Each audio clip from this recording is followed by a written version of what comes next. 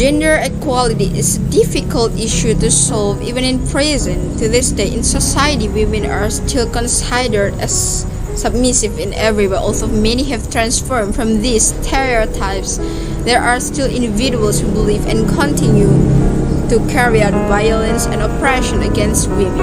In the royal system of government, women were considered serfs and had no rights at all in any way. All power is in the hands of the king, and all his people are obliged to abide by the rules set by him.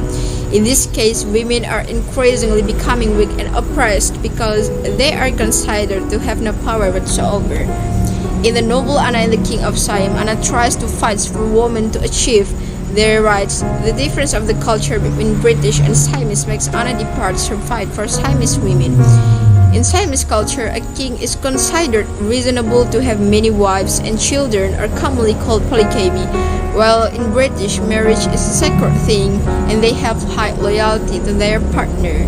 However, one thing that cannot be tolerated and encourages Anna to fight for women's rights is the violence and injustice that most women experience. This is in stark contrast to Anna, who is described as a strong, educated, and independent woman. From the story, we can see how Anna has a big impact and value being a woman. She is up for herself and wants to have the same opportunity for her and her son.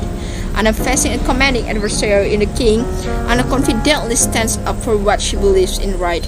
With unwavering persistence, she gains the king's respect and ultimately helps to save his kingdom.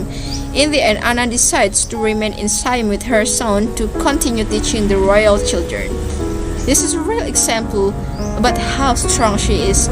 She's alone and raising her child from the past, willing to go abroad and keep being a good mom and do the role of the father too in a family.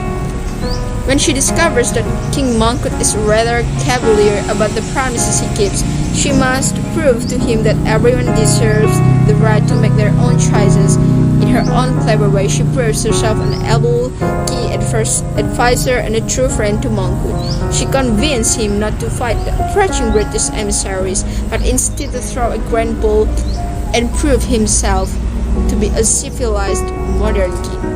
Anna discovers him to be more open-minded and kind-hearted than his stubborn royal facade would suggest. She is just the woman to help Mongkut help himself if she can survive the Battle of Bells.